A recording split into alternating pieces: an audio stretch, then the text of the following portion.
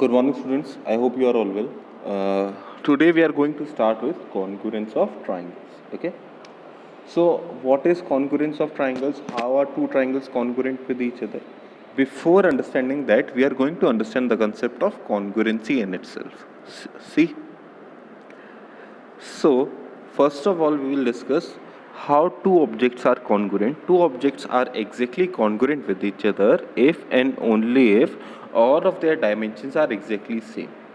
Meaning, two circles are congruent, that means the radius of both the circles are equal, that means they are both congruent. If two squares are said to be congruent, that means all their sides are equal as well as all the interior angles of the square are equal. Okay, interior angles of every square is equal. The difference is their sides. If all suppose you have two squares, each of side 4 centimeter, so you can say that both the squares are congruent. Okay. In the same manner, you have congruency of triangles. So what is congruency of triangles? If two triangles are congruent,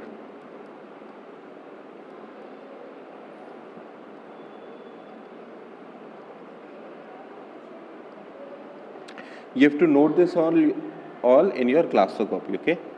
If two triangles are congruent,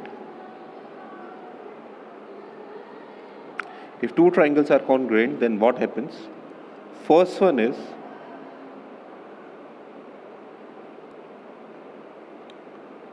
all of the corresponding sides are equal to each other.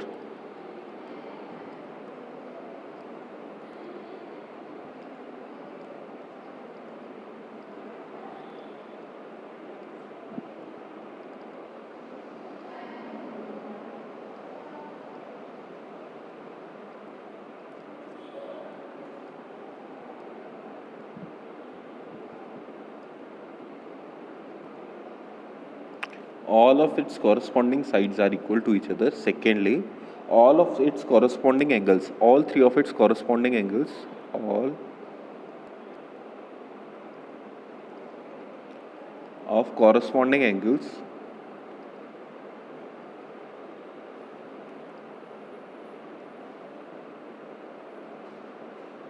are equal to each other.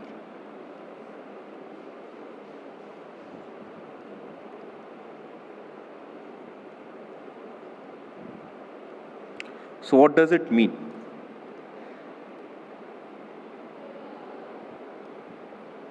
Let us see.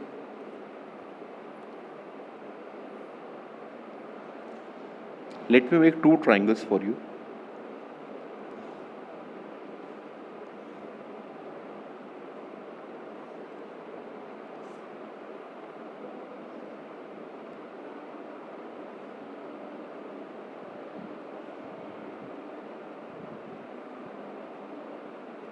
Okay, these are two congruent triangles. Okay, so let me write down the names A, B, and C. This is P, Q, R. So if I am saying if triangle ABC is congruent to triangle PQR, this is the sign of congruency, equal to, and something like this over it. Okay. So two triangles are congruent. So in that case, what happens? Then all their respective sides are equal. That means AB is equals to side PQ. Side AB and PQ are equal. Sides AC and PR are also equal, as well as sides BC and QR are equal. Corresponding sides are equal. This means by corresponding sides. Okay, as well as all the pair of interior angles are equal. Pair of interior angles means angle A is going to be equal to angle P, angle B is going to be equal to angle Q, and angle C is going to be equal to angle R. Okay, so you can write further, and angle A is equals to angle P, angle B is equals to angle Q, and angle C is equals to angle R. So this is what we means by congruency.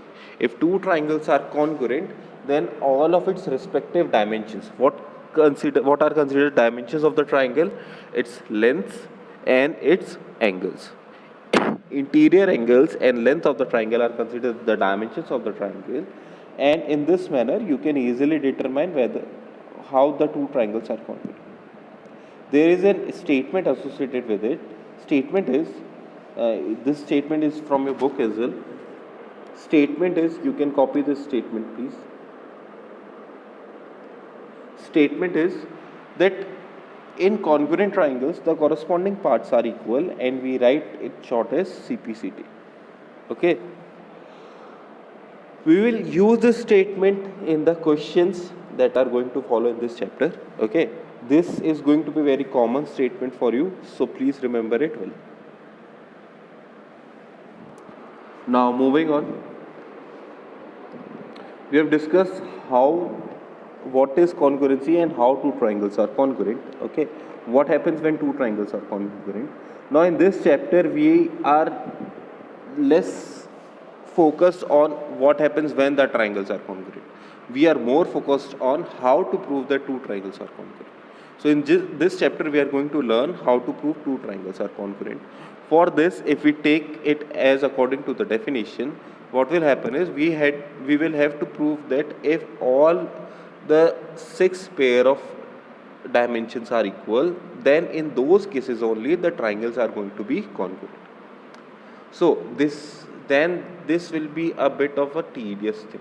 Okay, if I prove that every individual sides are equal, if I prove that every individual angles are equal, then it is going to be a lot of work. Okay, so what we have determined using experimentation and using theoretical subjects, theoretical evaluation, that is, it is not entirely necessary to prove that all these 6 things are equal. There is a minimum criteria to prove that two triangles are congruent. This minimum criteria that we are going to discuss, first minimum criteria is your SAS congruency. Okay, these minimum criteria are called congruencies of triangle. By just proving 3 of all these 6 pairs, by just proving 3 pairs are equal out of all these 6 pairs, we can prove that both the triangles are congruent. That means if we satisfy these 3 conditions, other 3 conditions are going to be satisfied by default. Okay, so we don't need to bother with it. So what are these 3 conditions? How we will verify them? How do we use them? That is the important part. That is what we are going to learn today. So first of all, the first congruency that you need to write down is SAS congruency. Please note it down in your copies. SAS congruency is for two triangles. If for two triangles, once again I have a triangle ABC and I have a triangle PQR. If for two triangles A, B, C, and this triangle is PQR, let me remake PQR. A, B, C.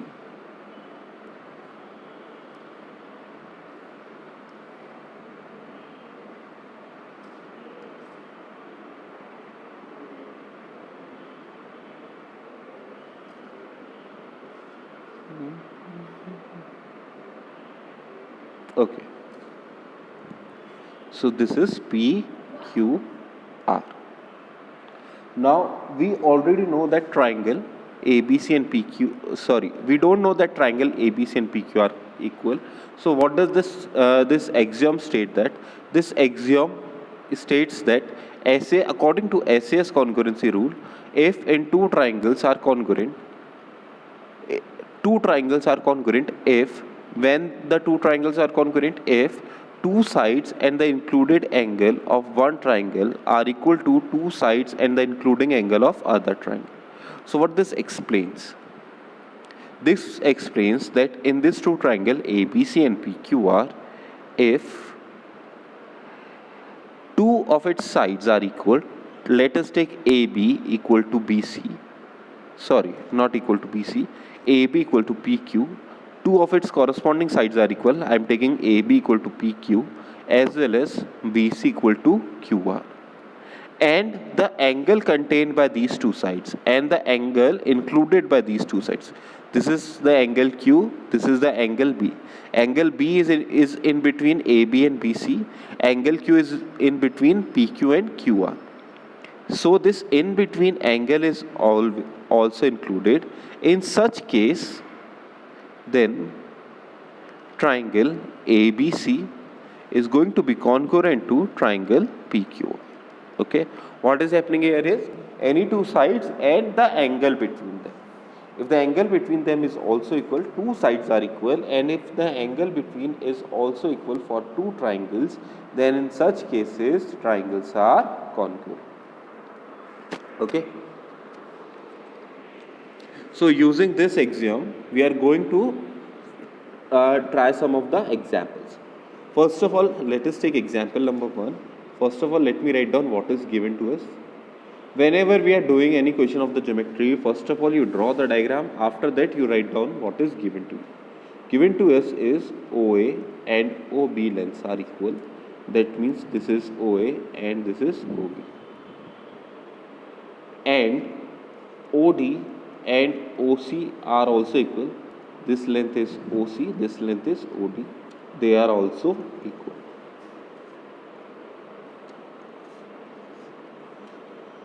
Okay, we have to prove that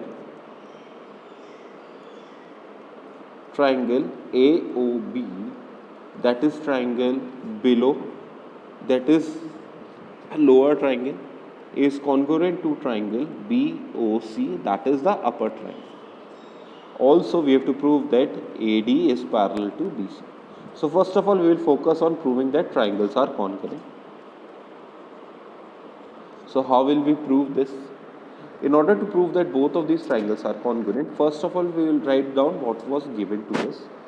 AO is equals to OB.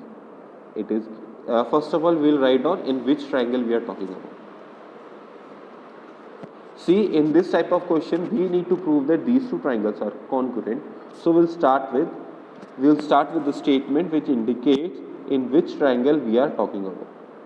In triangle AOD and triangle BOC, because as we move on with the chapter we will not get such simple figures. In this figure there is only two triangles available, but as we will move on with the chapter we will get figures in which more than two triangles are. There are more than two triangles. So first of all, in the first line of the proof we will indicate on which line or in which triangle we are trying to prove anything, or we can say on which line or on which triangle we are focusing right now. So in triangle AOD and BOC, first of all it is given to you that OA is equals to OB, that is given to us, as well as OD is equals to OC, that is also given to us.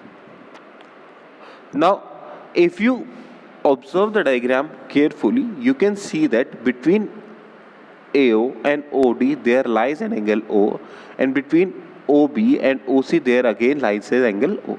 And if you can remember it, AB and CD are straight lines, and at the point of intersection of the straight line we used to have a vertically opposite angle, and the property of vertically opposite angles were they were always equal. So at point O, angle AOD is going to be equal to angle BOC. Why so? Because they are vertically opposite angles.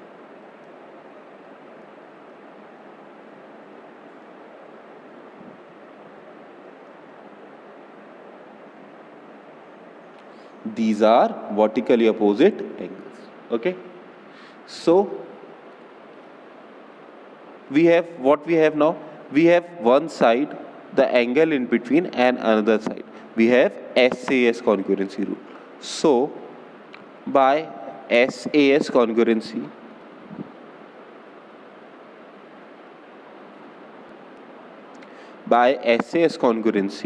what happens here is triangle AOD is congruent to triangle BOC. Both of these triangles are congruent. So once we prove that both of these triangles are congruent, Then we can move on to the second part. Second part was we had to prove that line AD and BC are parallel. Now we have proved that both of these triangles are congruent. Then by using corresponding parts of congruent triangles, and both of these triangles are congruent, that means angle A and angle B are also equal. Angle A and angle B are also equal. Now focus on this figure. CBOAD.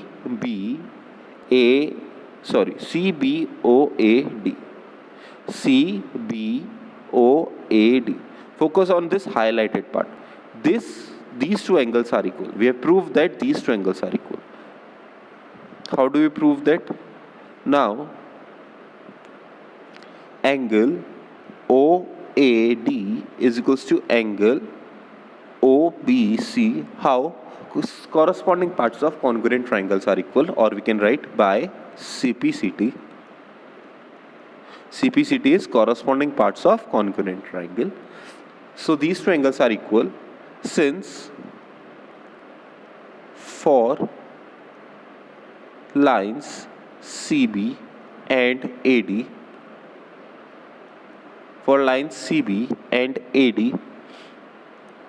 alternate interior angles are equal.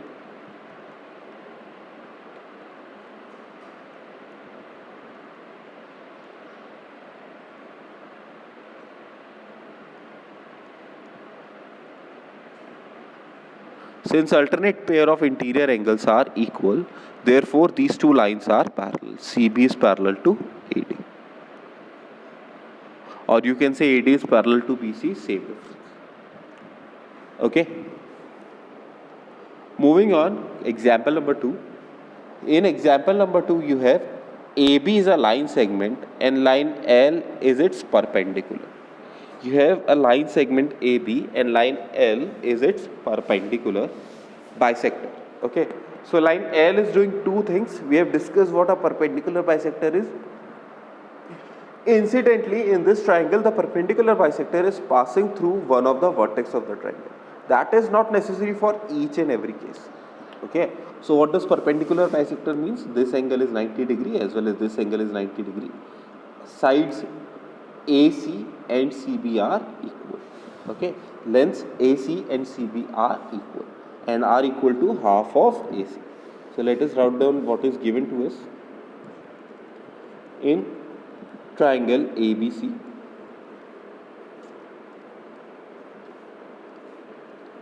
In triangle ABC, L is perpendicular bisector of AB.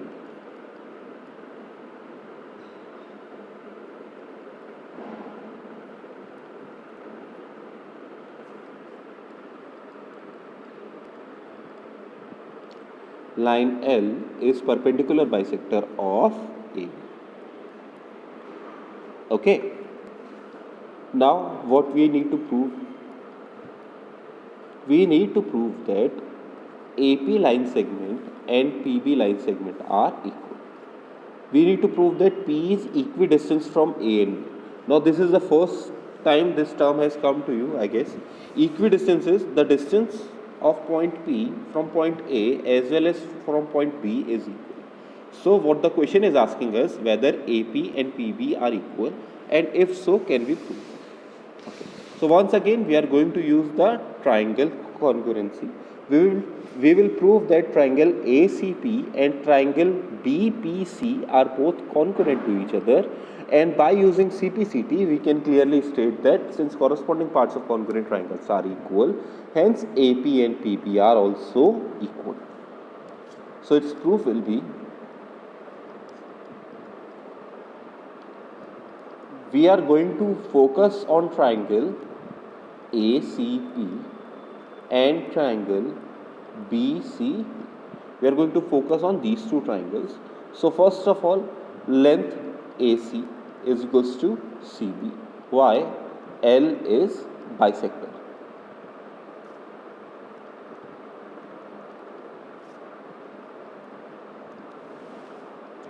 L is bisector of AB.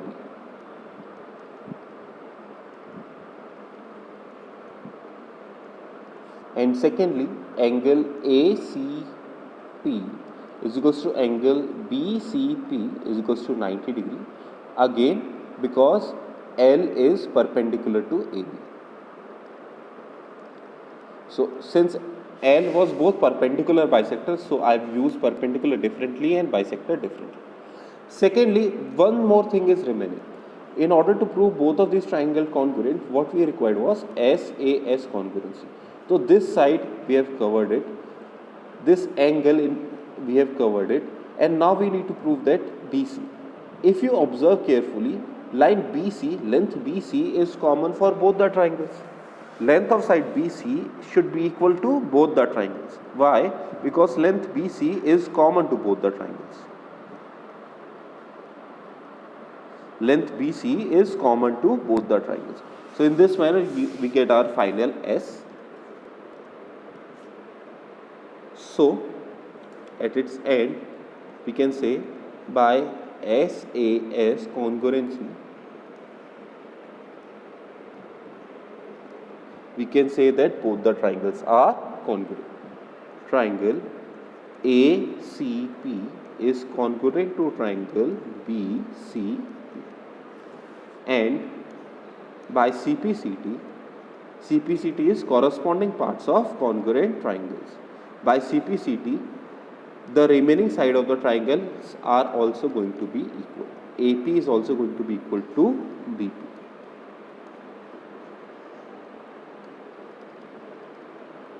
Okay, so in this manner we have to approach the questions and do the questions accordingly. Mostly we are going to learn how to apply the congruencies. Okay, so this was the first congruency of our chapter. Let us discuss second congruency. Second congruency will be ASA congruency. Okay, second congruency that we are going to discuss today is ASA congruency rule. This will be theorem 7.1. Difference between theorems and axiom from our point of view is we need not to prove the axiom, but we have to prove the theorem. Okay, so after the statement we are also going to discuss the proof of this statement. So the statement, write down the statement and draw two triangles. Try to make them as equal as you can.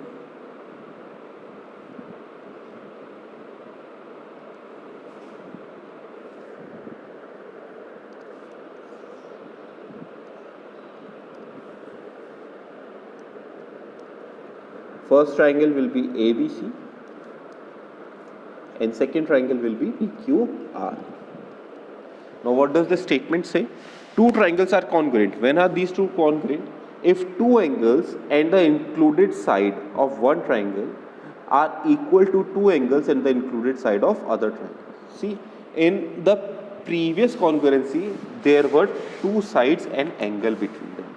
In this congruency, two angles and side between them. So what does this congruency say? If angle A is equals to angle B, if angle A is equals to angle P and angle B is equals to angle Q, as well as side between them. Side between angle A and angle B is AB, and side between them P and Q, angles P and Q is PQ. Then triangle ABC is congruent to triangle PQR.